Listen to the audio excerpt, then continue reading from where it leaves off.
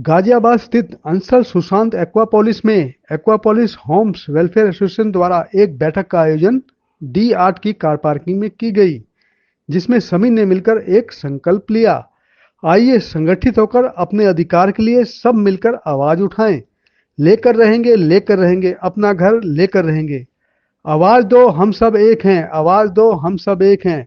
इसी मुहिम को आगे बढ़ाते हुए सभी ने एक सुर में कहा, हर जोर जुल्म के टक्कर में संघर्ष हमारा नारा है, हमारा घर हमारा अधिकार, लेकर रहेंगे। आइए और जानकारी लेते हैं लोगों से, आखिर यह सारा मामला क्या है। देखिए हमारी खास खबर में। आम सभा में आए सभी सदस्यों का मैं स्वागत करता हूं। और जैसा कि पिछले एक साल से आप जब से प्रोजेक्ट इंश्योरेंसी में आया है, तो लगभग चौथी या पांचवीं दफा हम यहाँ पर इकट्ठे हो गए। काफ़ी चीज़ें हमने शुरुआत जो की थी वो ये थी कि भी हम हमारा एक कोऑपरेटिव सोसाइटी है डंडेवाला में, और उसी की एक सिस्टर कंसर्न है डंडेवाला नवाज में, जिसके थ्रू हमने जो है 55 और 60 के बीच में ये स्ट्रीम टावर में फ्लैट कराए थे अपने साथ में। काम से ऐसा हुआ कि अभी ये काफ़ी भागदौड़ करने के बावजूद भी हम थोड़ा आदर कर गए, पर ऐसा कुछ नहीं था। हमने कोशिश की और आगे कोशिश कर भी रहे हैं, और भागदौड़ करके इस प्रॉब्लम को सॉल्व करने के लिए, क्योंकि कोई भी प्रॉब्लम आती है तो उसको सॉल्व करने के लिए ट्राई तो करना ही है। हमने किया, सबसे पहले हमने STP टावर के लोगों को जोड़ा। जब ये महसूस किया गया कि नहीं हमारा STP टावर से भी कुछ काम नहीं हो रहा, तो हमने सारे प्रोजेक्ट के लोगों को जोड़ना शुरू किया। उसके लिए एक कार्यकारिणी का गठन किया गया, काफ़ी लोगों को इन्वाइट किया गया, ग्रुप में भी ग्रुप बना के अलग अलग ग्रुप बना के बोला गया कि आप प्रोफेशनल्स आए भी हैं। कोई 70-80 लोगों ने इंटरेस्ट दिखाया, पर जो लास्ट के अंदर जो मेन काम करने वाले जो है 10 लोग जो रिक्वायरमेंट होती है, वो धन हर तरह से साथ खड़े रहते हैं, उन लोगों ने आकर इंटरेस्ट लिया और एक बड़ी आपको यंग एंड एनर्जेटिक टीम आपको उसके सामने आज सतजी ने इंट्रोडक्शन कराया। इसमें सब जो है अपनी जैसे इंडियन टीम में कूल कैप्टन कूल धोनी है, तो एग्रेसिव कैप्टन जैसे कोहली भी है, तो ऐसी इस टाइप की एक मिश्रण है हमारी टीम का। और क्योंकि मैं मेरा आपको फ्रेंड नहीं था, तो इन्होंने मेरे को एडवाइजरी कमेटी में इसलिए रखा, मैं ऑफिशियली आपकी कमेटी में नहीं आ सकता था, पर मेरा हमेशा आप लोगों के साथ रहेगा। किसी भी तरह से कोई भी, हमने अपने ऑफिस में भी ये कभी भेदभाव नहीं किया, जो डंडेवाला का मेंबर है वही आके वहाँ पे अपना काम कराए। हर एक के लिए काम के लिए आज भी दरवाजे खुले हुए हैं और आगे भी खुले रहेंगे। पर सिर्फ यही है कि आप लोगों से सहयोग ये चाहते हैं कि हम जो काम कर रहे हैं एक सिविलाइज तरीके से आके, कोई हमको फीस नहीं दे रहे। आप क्या जो फंड्स भी यहाँ इकट्ठा किया गया है, मैं एडवाइजरी कमेटी में मैं इनको हमेशा गाइड करता रहता हूँ, उस फंड को यूटिलाइज सिर्फ लीगल के लिए कीजिए, ऐसे ना करिए। हमने 2-3 मीटिंग की, 1 रुपया आप लोगों से नहीं लिया। कुछ जगह हमने अपने पर्सनल वे से, क्योंकि हमने लोगों को जोड़ना है, कोई राजनीति नहीं करनी, हमने इकट्ठा एक प्रॉब्लम को लड़ना है। और उसके लिए कम से कम 10-12 मीटिंग हम आरपी के साथ भी किया है। और जब हम शुरुआत में यहाँ मिले थे और आज मिले हैं, तो आप इस साइड की हालत देख सकते हो। अगर हम संगठित नहीं होंगे तो हो सकता है ये गड्ढा बन जाए आगे तक। हो सकता है कि नाम कल ये आएगी कि उसके नीचे पार्किंग बन रही है और वो ऊपर से लटकता रह जाए, और भूकंप आया, 7 चीजें गिर जाए, सब हो गए। तो संगठित होना बहुत जरूरी है। संगठित होने के लिए जैसे ही हमारी कोई बात आती है तो आप लोगों को इकट्ठे होकर कहीं डेमोन्स्ट्रेशन करना हो, कोई पीसफुल या फिर कहीं जाना हो, तो सबको ये नहीं है कि 10 आदमियों की ड्यूटी है, 10 आदमियों की ड्यूटी नहीं है ये सिर्फ ये आपको लीड करने हैं। इन आपके सहयोग के बगैर ये भी कुछ नहीं कर पाएंगे। एक टाइम ऐसा आ जाएगा ये भी छोड़ के बात करेंगे इनके नाम क्या करेंगे, नहीं मिला। तो इसलिए आप लोगों से रिक्वेस्ट है कि संगठित हो सिविलाइज तरीके से और इस समस्या का समाधान निकालें। मेरा आप सबसे यही अनुरोध होता है। बाकी आज की कार्यवाही सुनी हुई जो संस्था हमारी आई है, मैं कोशिश करूँगा वही इसको करे। कोई मेरा मार्गदर्शन दिए तो मैं उनके लिए हमेशा तैयार हूँ। Thank you. Praveen Kumar X3B1202 ji. समस्या यही है, 2012 से फ्लैट बुक किया हुआ है और अभी तक 2012 से फ्लैट बुक किया हुआ है और अभी तक नहीं मिला है। और हम लोग खाली इधर से उधर भटक रहे हैं, कभी इधर जाओ, कभी अंचल के पास जाओ, कभी इसमें COC में चले जाओ, लेकिन होता कुछ नहीं है। हम लोग भटक रहे हैं खाली, कभी पेमेंट जमा हो गई और अब तक कुछ नहीं हुआ है, अभी तक फ्लैट नहीं मिला है और किराए पे रह रहे हैं। अभी तक दिक्कत ये है, और रिटायर हो चुके हैं, किराए पे रह रहे हैं, पेंशन में गुजारा होगा नहीं कभी भी, ये मुश्किल है। सर कानून बड़े सारे बने हुए हैं, रेरा में जाओ, इधर जाओ। सर रेरा में भी गए थे, रेरा में RC मिल गया, लेकिन RC के बाद पैसा किसी ने नहीं दिया, वहाँ भागते रहे हम लोग। इसके बाद DM के पास भी गए, कई चक्कर काटे, किसी ने DM ने कोई पैसा नहीं दिया। उसका फिर यहीं आ गए वापस घूम फिर के शर्मा जी के पास। कुछ हो नहीं रहा है, कानून सिर्फ घुमा रहा है, कानून आपको सिर्फ टाइम पास करा रहा है कि आप निकल जाओ। वो इंतजार कर रहा है कि हम 5-7 साल में निकल ही जाएंगे, उसके बाद कोई पीछे तो देखने वाला होगा नहीं। ठीक है भैया, पैसा जो लूट के ले गया। कोई गवर्नमेंट को कोई फर्क नहीं पड़ता, किसी को भी कोई फर्क नहीं पड़ता, DM को भी फर्क नहीं पड़ता, रेरा को भी कोई फर्क नहीं पड़ता। बिल्डर ही खा गया पैसे हमारे, और नेचुरल बात है, सब मिलके खाया, अकेले नहीं खा सकता बिल्डर, सभी ने मिलके ही खाया पैसा। सरकार भी उसमें कहीं ना कहीं मिली भगत जरूर रही होगी, नहीं तो ऐसा नहीं हो सकता कि इतने लोग का पैसा खा जाए। खाली मैं थोड़ी फंसा हूँ, कम से कम लाखों लोग फंसे हैं इस चक्कर के अंदर, ऐसा नहीं हो सकता। और इस बिल्डिंग के अंदर, यहीं इसी ब्लॉक के अंदर मेरे ख्याल से 10,000 फ्लैट हैं और सब खाली पड़े, आधे बन के सब खाली पड़े हैं। रीज़न कुछ तो हो गई। समस्या ये है जी कि 2013 में मैंने बुक किया था ये फ्लैट, और D9 टावर तब बना हुआ था, पूरा फाउंडेशन खड़ा था, स्ट्रक्चर तैयार था। हमें बताया गया सिर्फ जी इसका प्लास्टरिंग होना है और लिफ्ट लगनी है, और 6 महीने में डिलीवरी उन्होंने प्रॉमिस की थी वर्बली, बिल्डर एग्रीमेंट में तो जो था। लेकिन क्योंकि टावर रेडी था और हमने डाउन पेमेंट करी इसके अंदर 45 लाख रुपया 2013 के अंदर हमने पेमेंट करी, और 10 साल की किश्त। मेरी वाइफ जो है गाज़ियाबाद में काम करती है, अभी हम रह रहे हैं जनकपुरी में। तो मकान इसलिए लिया था कि उसको ट्रैवलिंग में दिक्कत ना आए, उसके ऑलरेडी बैक पेन बहुत चल रही थी। इतने साल हो गए, 2013 से लगातार वो बेचारी अभी भी कम्यूट कर रही है। गाज़ियाबाद आना इतना आसान भी नहीं है, डेढ़ घंटे लगते थे पहले, आज के समय में 2-2.25 घंटे लगते हैं एक साइड आने में।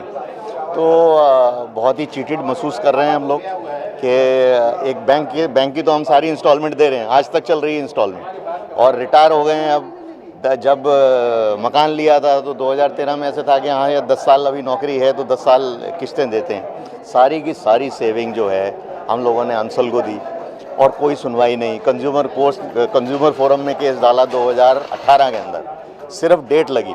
हालांकि वहाँ पे भी जैसे बताते हैं NCLT में, रेरा में, कि 90 दिन में फैसला होता है, कोई फैसला नहीं हुआ। हर साल एक डेट लगती थी सिर्फ, और 5 साल सिर्फ डेट लगी हैं। ये हाल कंज्यूमर फोरम का है। रेरा के अंदर भी जो हमारे साथ लोग जिन्होंने रेरा में गए हैं, किसी को कोई रिलीफ नहीं मिला है। ये सिर्फ पॉलिटिकल फोरम बने हुए हैं, कुछ किसी को कोई ध्यान नहीं है कि होम बायर का क्या होना है। अभी भी जो सिचुएशन चल रही है 2 साल से हम देख रहे हैं, NCLT के अंदर चल रहा है, लेकिन कोई रेजोल्यूशन नहीं है। तो काफ़ी तकलीफ़ है, और सोचते हैं कि भी पता नहीं अब हमारे जीते जी हमारे को मकान मिलेगा या नहीं मिलेगा। अब हमारी वाइफ भी रिटायर होने वाली है, लेकिन वो बेचारी इतना पीड़ित है, 10 साल से ट्रैवल कर रही है, 100 किलोमीटर रोज़ आना बहुत ही मुश्किल काम है। और सारे पैसे हमने अपनी रिटायरमेंट में, मेरे को जब बहुत ही हमारा जो चेयरमैन था बहुत ही हंसे, वो कहते कि भाई अच्छा तुम्हारे को PF में सिर्फ 3 लाख रुपये ही मिला है। मैंने कहा जी 3 लाख मिला है, बाकी पहले डाउन पेमेंट दी थी अंसल को, बेटियों की शादी करी, और अब आज की डेट के अंदर ये हाल है। मिनिस्ट्री ऑफ इंफॉर्मेशन और ब्रॉडकास्टिंग में काम करती हूँ।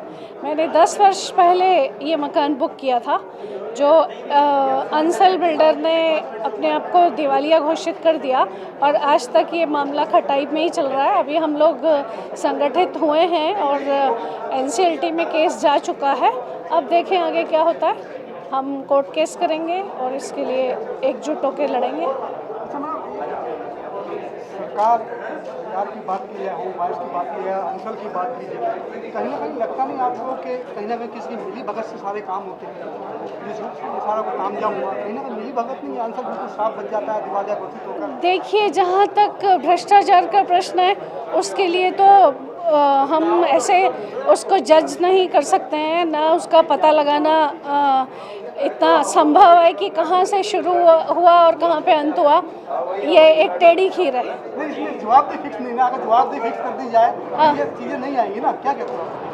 नहीं, हम तो इसमें यही कहेंगे कि ये तो सरकार की खामी है। अभी है ना, आंसर कहता बिल्कुल। मैं 1 साल में मकान दूंगा, 1 साल में मिलना चाहिए ना, वो नहीं हो पा रहा। तो नहीं। जवाबदेही में कहीं ना कमी है ना। हाँ, सरकार फिक्स होनी की चाहिए ना। सरकार की पूर्णतः इसमें खामी है, क्योंकि इस तरीके के लोग जो इतने ज़्यादा भ्रष्टाचारी हैं वो आराम से सर्वाइव कर रहे हैं, और उनको अगर वो दिवालिया कैसे अपनी किडनी बेच के देना हमें पैसा, अपने पूरे परिवार की किडनी बेचें, दे हमारा पैसा। जब आप लोग फॉर्म भरते हो तो उसमें कंडीशन लिखी जाती है ना, हम हाँ। इतना पैसा लेंगे और इतने पीरियड में मकान दे देंगे, लिखा था ना उसमें? बिल्कुल तो लिखा था। जवाबदेही किसकी थी भाई? जवाबदेही अंसल की थी, और ये तो एक कहना चाहिए कि एक कॉमन प्रैक्टिस हो चुकी है कि ये जो भी हैं जो करप्शन करते हैं वो आराम से कह देते हैं जी हम तो दिवालिया हो गए, बस बात कहीं ना खत्म। कहीं कानून में कमी है। कानून में कमी है, और हम तो कहते हैं इनको पकड़ पकड़ के इनकी किडनियाँ बेच देनी चाहिए, इनके पूरे खानदान की। दें हमें पैसा, कहीं से भी दें, हमें मकान चाहिए किसी भी हद पे जाके। नमस्कार, मेरा नाम शक्तिधर ओझा है। मैं एक्वापोलिस होम्स बायर्स एसोसिएशन का जनरल सेक्रेटरी हूं। सर, पहले तो आप मीडियाकर्मी का धन्यवाद हमारा मीटिंग कवर करने के लिए। सर, ये हमारी दूसरी मीटिंग थी, और पिछली मीटिंग जो हमने की थी वो 1-1.5 महीने पहले की थी, और हमारा अटेंडेंस लगभग 100 के करीब था। आज हम सर 250 लोग प्रेजेंट हैं सर, और आप लगा लीजिए कि हमारे टोटल मेंबर सर 300 लोगों के करीब हो चुका है सर। हमने सर पीछे कोशिश की है कि अपनी बात आरपी तक पहुंचाई जाए। हमने 2 मीटिंग्स भी की है, उनके साथ मुलाकात भी हुई है।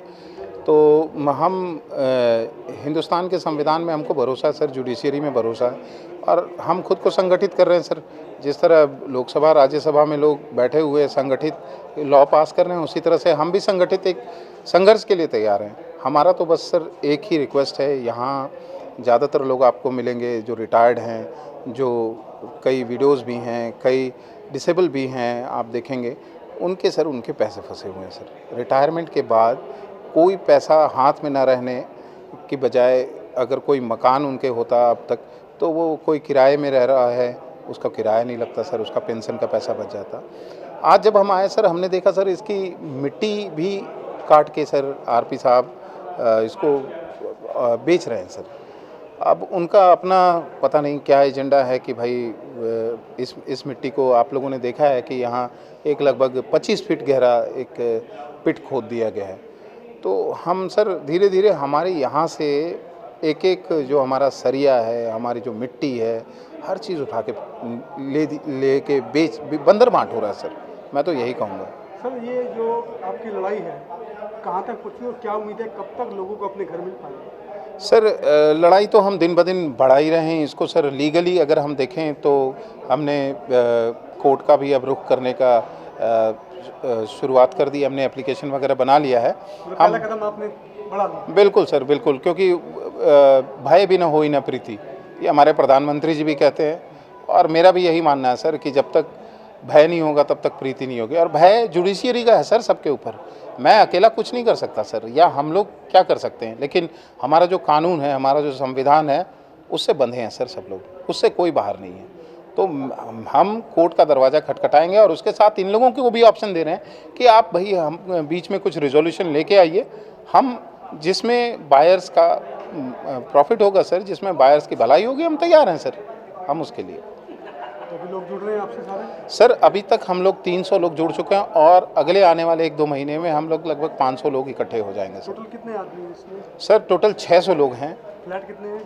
फ्लैट सर अभी जहाँ तक कि मेरे पास डेटा है वही 600-700 फ्लैट्स हैं सर इसमें।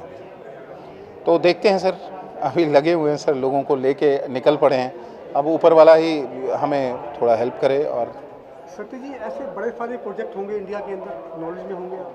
सर, आप यकीन नहीं मानेंगे, लेकिन जो एक मध्य वर्गीय परिवार है सर, वो या तो बैंक के लिए काम कर रहा है क्योंकि उसने लोन ले रखा है, या नहीं तो इन डीलरों के लिए काम कर रहा है, ये प्रॉपर्टी डेवलपर्स के लिए जो पैसे खा के बैठ गए हैं सर। आप ऐसा क्यों है? क्या मिली भगत है सरकारों और डीलर्स की? क्या चक्कर क्या है? सर देखिए, क्या दिमाग में आता है, उसको आते ही होगा जहन में आता है? सर देखिए, ये डीलर्स अकेले तो कुछ नहीं कर सकते जब इनके ऊपर राजनीतिक वरदहस्त ना हो। तो राजनीतिक वरदहस्त तो है सर, वरना अंसल का ये प्रोजेक्ट, अंसल ने उपहार सिनेमा कांड किया, उसके बाद भी वो खुले में घूम रहा है। इतने लोगों की गाढ़ी कमाई संपत्ति उसने पानी की तरफ बहा दी, तब भी वो अभी कानून के शिकंजे में नहीं है। सर आप इनको एनसीएलटी में, आप इनको इंसॉल्वेंसी में ले जा रहे हैं, इससे इनको क्या फ़र्क पड़ रहा है सर? इनके इस रिश्तेदारों के नाम अरबों की संपत्ति है जो बाद में इनको मिल जाती है और ये ज़िंदगी जी रहे हैं। हम जैसे लोग अपने जूते घिस रहे हैं। हम अपने 10-20 लाख जो हमने लोन लिया हुआ है, आप बताइए ईएमआई भी भर रहा है व्यक्ति, रेंट भी दे रहा है सर, और अपनी जीवन भी चला रहा है। इस महंगाई के दौर में ये तीनों काम एक पेंशनर कर रहा है, तो आप सोचिए ना कि क्या स्थिति होगी सर। तो कहीं ना कहीं जवाबदेही में कमी नहीं है? आपको लगता नहीं कानून में कहीं ना कहीं कमियां हैं जिसके कारण सब कुछ हो रहा है? कहीं जवाबदेही तो सर कानून की किताब बहुत अच्छी बनी हुई है, लेकिन प्रॉब्लम पता है क्या है सर? एग्जीक्यूशन नहीं हो रहा है सर। या हम लोग आगे बढ़ते हैं तो कुछ लोग ऐसे भी आ जाते हैं, कुछ लोग ऐसे भी इन्वॉल्व हैं इसमें जिन्होंने 1 रुपये, 2 रुपये, 5 रुपये, 10 रुपये में फ्लैट खरीदा हुआ है, जिनका सर कोई पता ही नहीं है कितना काला पैसा लगा हुआ है। वो भी पीछे से इनको बैकअप कर रहे हैं, वो भी हमारे काम में रुकावट डाल रहे हैं सर। तो बहुत सारी चीज़ें, संघर्ष सर, आम आदमी तो सर सिर्फ संघर्ष करना जानता है सर। हम संघर्ष ही करेंगे सर, और पता है विजय अंत में सत्य की ही होगी। ये यूनिवर्सल ट्रूथ है सर। सूरज पश्चिम से नहीं निकलेगा, वो पूरब से ही निकलेगा। डॉक्टर गुरुदेव हूँ, मेरा B2B में फ्लैट है। तो ये जो प्रॉब्लम है सारे हिंदुस्तान में है। बहुत सारे बिल्डर मैनिपुलेशन कर रहे हैं, लोगों का पैसा डुबाने के लिए फेक लोन दिखा देते हैं, फेक खर्चे दिखा देते हैं, उसको दिवालियापन घोषित करा के आम आदमी का पैसे को हड़प जाने का कोशिश ऑलमोस्ट हर एक बिल्डर जो फेल हो रहा है वो कर रहे हैं। और उनके फेल होने के अलग अलग कारण हैं। उन्होंने मिसमैनेजमेंट किया, पैसा गलत जगह लगा दिया, रॉन्ग तरीके से लगा दिया, लोगों को ब्लैक मनी वाले को इन्वॉल्व कर दिया। इन सब चीज़ों से जो आम आदमी है, जो ईमानदार आदमी है, जिसने ईमानदारी से पैसा कमाया, सर्विस क्लास आदमी है, वो लोग मर रहे हैं, डूब रहे हैं, बुढ़े हो रहे हैं, रिटायर हो रहे हैं, कि उनको लिए वो आना भी मुश्किल हो रहा है कि कैसे लड़ें अपने केस के लिए। तो ये चाहिए हमारे सरकार को चाहिए, हमारे प्राइम मिनिस्टर, हमारी अर्बन हाउसिंग मिनिस्ट्री, उनको ऐसा यूनिफॉर्म सोल्यूशन लेना चाहिए so that all over country जहाँ जहाँ भी जो है ये प्रोजेक्ट ऐसे डूब रहे हैं, जहाँ जहाँ आम आदमी नुकसान में जा रहा है, आम आदमी फील कर रहा है कि उसको लूटा जा रहा है, उसकी ज़िंदगी भर की कमाई नष्ट हो रही है, उसके लिए सरकार को, सुप्रीम टॉप कोर्ट्स को, जजेस को सुओ मोटो नोटिस लेना चाहिए।